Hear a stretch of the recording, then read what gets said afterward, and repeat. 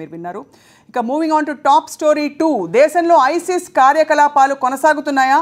పట్టుబడిన నిక్కీ ఎన్ఐఏ కస్టడీలో ఏం చెప్పింది? ఐసిస్ సానుభూతి పరుల వివరాలు రాబట్టారా? హైదరాబాద్లో నిజంగా ఉగ్రవాదులు తిష్టవేశారా? ఐసిస్ ఏజెంట్ నిక్కీ చెప్పిన నిజాలేమిటి? మీరే చూడండి. మహానగరంలో మళ్లీ ఉగ్రవాదుల కదలికలు కలకలం రేపుతున్నాయి. శంషాబాద్ ఎయిర్పోర్ట్లో మహిళా ఐసిస్ ఉగ్రవాది నిక్కీ జోసెఫ్ చిక్కడంతో పోలీసులు అలర్ట్ అయ్యారు. ఉగ్రవాదుల జాడలపై నిఘా పెట్టారు. 2015 జనవరిలో శంషాబాద్ ఎయిర్పోర్ట్లో అరెస్ట్ అయిన సల్మాన్ మొహియుద్దీన్ ప్రియురాలు నిక్కీ. 2011లో అమెరికాలోని టెక్సస్లో సల్మాన్ ఉండేవాడు. అప్పట్లో సోషల్ మీడియా చాటింగ్లో బ్రిటన్కు చెందిన నిక్కీ జోసెఫ్ పరిచయం అయింది. వీళ్ళిద్దరి మధ్య ఇస్లాం అండ్ క్రిస్టియానిటీపై ఫేస్బుక్లో తరచూ చాటింగ్ చర్చలు జరుగుతూ ఉండేవి. వీరి చాటింగ్ పరిచయం కాస్త ప్రేమగా మారింది. 2012లో సల్మాన్ రెవల్యూషన్ హడీస్ అనే ఫేస్బుక్ పేజీని ప్రారంభించాడు. సల్మాన్ భార్య మైమూనా, ప్రియురాలు నిక్కీ జోసెఫ్ ఈ పేజీకి అడ్మినిస్ట్రేటర్లుగా వ్యవహరించేవారు. ఈ పేజీలో ఖురాన్, క్రిస్టియానిటీపై చర్చలు జరిపేవారు. నిక్కీ జోసెఫ్ సైతం ఇస్లాం వర్సెస్ క్రిస్టియన్ ఫ్రెండ్లీ డిస్కషన్స్ పేరిట ఓ ఫేస్బుక్ ఖాతా ప్రారంభించింది. ఆయా ఖాతాల్లో అభ్యంతరకర సందేశాలు ఉండడంతో ఫేస్బుక్ సంస్థ వాటిని బ్లాక్ చేసింది. ఆ తర్వాత దౌలా ఇస్లామిక్ పేరుతో మరో అకౌంట్ సృష్టించి ఐసిస్ సమాచారాన్ని పోస్ట్ చేసేవాడు. దీన్ని కూడా ఫేస్బుక్ సంస్థ క్లోజ్ చేయించింది. ఆ తర్వాత ఫేస్బుక్ లో దౌలా న్యూ రూమ్ పేరిట నిక్కీ మరో పేజీని ప్రారంభించింది. దాని కార్యకలాపాలను నిర్వర్తించడానికి భారతదేశంలో వారిని అడ్మినిస్ట్రేటర్లుగా నియమించింది. ఈ పేజీని ఫేస్బుక్ లో సుమారు 200 మంది లైక్ చేశారు. దీంతో పాటు సల్మాన్ మోడరేటర్స్ వర్సెస్ లిబరల్స్ పేరిట ప్రారంభమైన మరో పేజీ నిర్వహణలోనూ నిక్కీ కీలక పాత్ర పోషించింది. ఈ పేజీని దాదాపు 2000 మంది అనుసరించారని అప్పట్లో పోలీసులు గుర్తించారు. ఆ తర్వాత ఐసిస్ నేతలు అబూ అల్ బర్రా, అబూ అహ్మద్ తో సల్మాన్ నిక్కీలు సంబంధాలు కొనసాగించారని పోలీసులు దర్యాప్తులో వెల్లడైంది.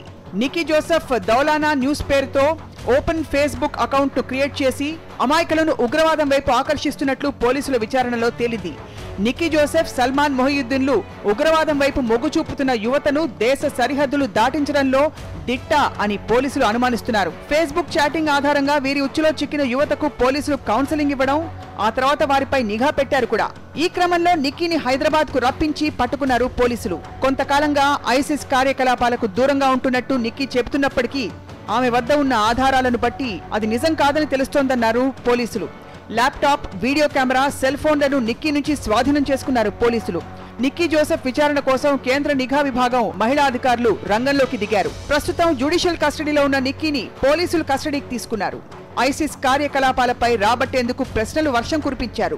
దేశంలో ఇంకా ఎక్కడెక్కడ ఐసిస్ కార్యకలాపాలు కొనసాగుతున్నాయో ఆరా తీశారని తెలుస్తోంది. నియా విచారణలో నిక్కీ నిజాలు వెల్లడించినట్లు తెలుస్తోంది. హైదరాబాద్ యువతను టార్గెట్ చేసినట్టు ఆమె చెప్పినట్టు సమాచారం.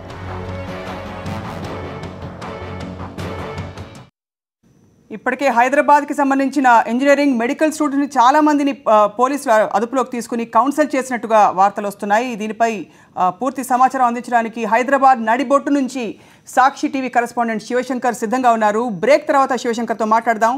స్టే ట్యూన్డ్, ఎక్కడికి వెళ్ళకండి, తిరిగి వస్తాం వెంటనే. కేంద్ర మంత్రి మేనకా గాంధీ వ్యాఖ్యలు తీవ్ర దుమారాన్ని రేపాయి.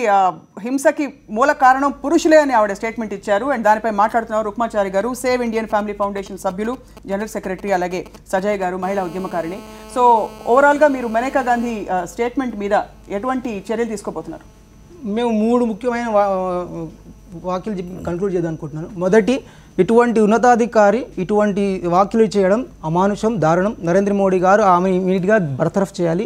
2, ఆమె నిజంగా చిత్తశుద్ధితో ఆ మాట అని ఉంటే బెయిల్ మీద ఉన్న తన కొడుకుని బెయిల్ రద్దు చేయించి, ఆమె కూడా అదే ప్రభుత్వం కాబట్టి బెయిల్ని రద్దు చేయించి ఆమె కొడుకుని వెంబటి అరెస్ట్ చేసి జైలు పంపించాలని చెప్పి కోరుతున్నాం. ఇకపోతే 3వది, ఇటువంటి వాక్యాలు మళ్ళీ ఇంకెవరు పునరుద్ధం కాకుండా, more over by making this statement she is actually going against the law and order. లాకి విరుద్ధంగా తను మాట్లాడడం కారణంగా ఈమెను ఎంపీగా. but the point is that there is some truth అంటే the whole there is no truth, there is some truth and there is no truth. There are a lot of people, చాలా మంది కొంత వాస్తవం ఉందంటున్నారు. వాస్తవం మీరు చూపిస్తేనే వాస్తవం, చూపినప్పుడు ఇంకా వాస్తవం ఎక్కడ ఉంటుంది? అన్ని కప్పిపుస్తున్నారు. 70,000 మంది ప్రతి సంవత్సరం ఆత్మహత్యలు చేసుకుంటున్నారు. ఒక చట్టం లేదు, ఒక కమిషన్ లేదు, ఒక సర్వే లేదు, ఏమీ లేదు. ఒక తరపు ఇలా ఈ విధంగా చేయడం వల్ల బేసికల్గా మీరు లైసెన్స్ టు కిల్. మహిళలు ఓపెన్ గా ఏమైనా చేయొచ్చు అని ఒక అంగీకార పత్రం ఇచ్చినట్టు అవుతుంది. ఎదుటి వాళ్ళు మాట్లాడేటప్పుడు వినకపోతే నన్ను కంక్లూడ్ చేయనివ్వండి, నన్ను కంక్లూడ్ చేయనివ్వండి. ఒక ఉన్నతాధికారి ఇటువంటి వ్యాఖ్యలు చేయడం వలన అంగీకార పత్రం ఇచ్చినట్టు అవుతుంది మహిళలకు అందరికీ, చెప్పినట్టు అవుతుంది. మిమ్మల్ని ఆపేవారు ఎందుకంటే ఇప్పుడు చాలా మంది పురుషులు ఈ దేశం ఎలాంటి దేశం అంటే పురుషులు అధికారిక హోదాలో ఉండే పురుషులు వచ్చి రేపులు అయిపోతూ ఉంటాయి, పోతే పోనిండి చూసి చూడండి టూరుకోండి అని చెప్పి 2011లో ములాయం సింగ్ యాదవ్ గారు అయితే నేను ఒక మాట దేశంలో వినండి. అలాగే ఒక స్వామీజీ బాబాజీ ఎవరో వచ్చి అన్నయ్య అని వేడుకుంటే కూడా అసలు ఏం జరగదు. జస్వంతి దేవి అని నేను ఒక ఉదాహరణ చెప్తాను. జస్వంతి దేవి అని 2011లో నేషనల్ అవార్డు ఇచ్చారు ఆమెకి, హెల్పింగ్ డెస్టిట్యూట్ అని. 2012లో రాష్ట్ర ప్రభుత్వం వాళ్ళు ఆమెకు 1 లక్ష రూపాయలు ఇచ్చి బహుమతి ఇచ్చారు. సరిగ్గా 2 నెలల తర్వాత child abuse, sexual abuse, rape cases కింద ఆమె అరెస్ట్ చేశారు. అంటే మీరు ఒక కేసుని పట్టుకుని జనరలైజ్ చేస్తారు, కానీ చాలా కేసులు ఉన్నాయి, కనిపిస్తున్నాయి చాలా. స్టాటిస్టిక్స్ నేను చెప్తున్నాను కదా, స్టాటిస్టిక్స్ ప్రకారంగా 76% రేప్ కేసెస్ ఆర్ ఫాల్స్. మీరు చెప్పండి, నిజంగా వాస్తవం ఉందా? హింస జరగడానికి స్త్రీలు అంటే రివర్స్ లో వెళ్ళి రుక్మా గారు స్త్రీలే కారణం అని చెప్తున్నారు హింసా ప్రవృత్తికి, నేర ప్రవృత్తికి. అంటే ఆయన ఏ సిద్ధాంతంలో నుంచి వచ్చారో నాకు తెలియదండి. ఆయన ఈ రోజు మన భారతదేశంలో స్త్రీవాదం అంటే పురుష ద్వేషం, అంటే ఒక ఉమెన్ ఎంపవర్మెంట్ ఒక రుగ్మతగా మారింది. ఉమెన్ ఎంపవర్మెంట్ ఒక రుగ్మతగా మారింది. 3,000 కోట్ల బిజినెస్ మీద ఆధారపడి ఉంది. మీరు అసలు ఏమనుకుంటున్నారు? అసలు వాస్తవాలు తెలియదా? అంటే పరిశోధనలు చేయరా? ఏం ఆలోచన ఉండదు?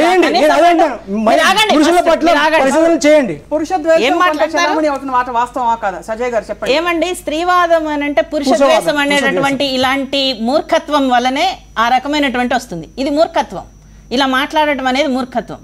ఈరోజు మన దేశంలో జరుగుతున్నటువంటి వాటికి అంటే ఒక శాస్త్రీయమైనటువంటి ఒక విచారణను చేపట్టి పరిశోధనలు చేపట్టి స్త్రీవాదం అంటే పురుష ద్వేషం కాదు, స్త్రీవాదం అంటే డెమోక్రసీ. అంటే ఈరోజు మనం భారతదేశంలో డెమోక్రసీని నిర్వచించుకున్నాం. అంటే స్త్రీ పురుషులు ఇరువురు సమానం అని చెప్పి మనం రాజ్యాంగంలో రాసుకున్నాము, కానీ రాజ్యాంగం అమలు అవటం లేదు. అందుకోసం అని చెప్పి దానికి ఉన్నటువంటి మూల కారణాలను అన్వేషించుకుంటున్నాం. There is no human rights for men in India. It is not a democratic country. Just stop here. Human rights are assumed for men in India. There is men are not treated as human. Where are the laws? Rukmachari గారు మీరు కొంచెం ఆగండి కొంచెం. False cases. ఏమనుకుంటున్నారు? కేసులు జరగట్లేదు. మీరు చర్చించడం అనేటటువంటిది సరైనటువంటి పద్ధతిలో జరగాలి. సజయ్ గారు, what is your concluding note on this? చెప్పండి, మేనకా గాంధీ గారి వ్యాఖ్యని ఏ విధంగా అర్థం చేసుకోవాలి? నేను ఒకటే చెప్తున్నానండి, మొదటి నుంచి చెప్తున్నది ఏంటంటే ఆవిడ ఉన్నటువంటి స్థానం నుంచి చూసినప్పుడు ఆవిడ ఏ సందర్భంలో చేశారు అనేది ఒకటి. తర్వాత ఒక సంఘటనకి భాగంగా చెప్పారు ఆవిడ. ఎస్ చేసినప్పుడు దానికి వచ్చినటువంటి ప్రతిస్పందన ఒక ఇంద్రాణి కేసును చూపిస్తున్నారు. కానీ ఇన్ని తరాల నుంచి స్త్రీల మీద జరుగుతున్నటువంటి అణిచివేత గురించి మాట్లాడిన వాళ్ళు ఒక కాంటెక్స్ట్ లో మాట్లాడినప్పుడు, కానీ అధికారయుతమైనటువంటి స్థానాల్లో ఉన్నటువంటి వాళ్ళు జాగ్రత్తగా మాట్లాడాలనే దాంట్లో నో డిస్ప్యూట్. ఎవరైనా సరే, అది నరేంద్ర మోడీ అయినా సరే, మేనకా గాంధీ అయినా సరే, ఇంకెవరైనా సరే జాగ్రత్తగా మాట్లాడాలి, వాస్తవాలతో మాట్లాడాలి. ఈ రోజు జరుగుతున్నటువంటి ప్రమాదం ఏం జరుగుతుంది అని అంటే, ఈరోజు ఒక హింసాయుతమైనటువంటి మగవాడిగా ఎవరిని చూపిస్తారండి? ఒక దళితుని చూపిస్తారు, లేకపోతే ఒక ముస్లిం చూపిస్తారు. ఎందుకంటే ఆ వర్గాల వాళ్ళ యొక్క హక్కులు అనేటటువంటివి ఈరోజు చాలా ప్రమాదంలో ఉన్నాయి కాబట్టి. కానీ ఎవరైతే పాల్పడుతున్నారో, ఎవరైతే అధికారానికి పాల్పడుతున్నారో వాళ్ళని మగవాళ్ళుగా చూడరు. అంటే హింసకు పాల్పడే, అంటే ఎక్కడైతే మొత్తం ఈ పురుషాధిక్య సమాజాన్ని నిర్వచించినటువంటి మనువు ఏదైతే ఉన్నదో మన దేశంలో, మనువు యొక్క భావజాలమే ఈ రోజు మనందరి మెదడులో కూడా ఉంది. అది ఆడవాళ్ళకు కూడా ఉంటుంది, మగవాళ్ళకే కాదు. ఆధిక్యత అనేటటువంటి పురుషాధిక్య భావజాలం. అందుకనే ఒకే ఒక విషయంతో కంక్లూడ్ చేస్తాను నేను, ఏంటంటే మన దేశంలో ఈ రోజు ఆడపిల్లల సెక్స్ రేషియో ఎందుకు తగ్గిపోతుందని కారణము ఇదే ఉదాహరణ. అంటే పురుషాధిపత్యం ఎంత బలంగా ఉన్నదనడానికి అదే కారణము. అంత బలంగా ఉంది కాబట్టి 70,000 మంది ఎక్కువ మంది మహిళల కంటే మగవాళ్ళే ఎక్కువ మంది ఆత్మహత్యలు చేసుకుంటున్నారు. మానసిక బలహీనత ఉంటే ఆత్మహత్యలు చేసుకుంటారండి. దానికి మానసిక బలహీనత ఎందుకు మానసిక బలహీనత ఎందుకు గురవుతున్నారు? ఒకవేళ మీరు చెప్పేది వాస్తవం అయితే మానసిక బలహీనత మానసికంగా బలహీనత ఎందుకు పడుతుంది? ఎందుకంటే చట్టాలు లేవు, హక్కులు లేవు వాళ్ళకి. Only responsibilities. ఆ ఒత్తిడి కారణంగా సింగిల్ ఉమెన్ గా మారుతున్నటువంటి వాళ్ళు కుటుంబాలను వదిలేసి, పిల్లలను వదిలేసి, బాధ్యతలను వదిలేసి వెళ్తున్నటువంటి మగవాళ్లే ఎక్కువ. అయితే మీరు ఇందాక చెప్పారు రుక్మాచారి గారు, ఏమిటి దేశం స్త్రీ హక్కులు పురుష హక్కులు అని చెప్తే రెండుగా విడిపోతుంది, అంటే విభజించాల్సిన దుస్థితి వస్తుందని చెప్తున్నారు. ఒక జెండర్ కి ఇంకో జెండర్ కి ఆపోజిట్ గా ఇది జెండర్ ఇప్పుడు మేనకా గాంధీ గారు జెండర్ సెన్సిటివిటీ గురించి ఉద్దేశంలో నాకు మాట్లాడినట్టు లేదు. జెండర్ ఇన్సెన్సిటివిటీని ఇంక్రీజ్ చేయడానికి దాని ప్రకారంగా మాట్లాడారు. దీని కారణంగా ఆడ మగ మధ్య భేదాలు విభేదాలు ఎక్కువ అయ్యే ఛాన్సెస్ ఉన్నాయి. ఇటువంటి మినిస్ట్రీని ఖండించాలి. సజయ్ గారు అండ్ రుక్మాచారి గారు ధన్యవాదాలు ఈరోజు సాక్షి డిస్కషన్ లో పాల్గొన్నందుకు. ఇది ఒక కాంటెక్స్ట్ లో అన్న మాటల్ని ఈ విధంగా తీవ్రమైన రెస్పాన్స్ నెటిజన్లు అయితే వ్యక్తపరిచారు. సాక్షి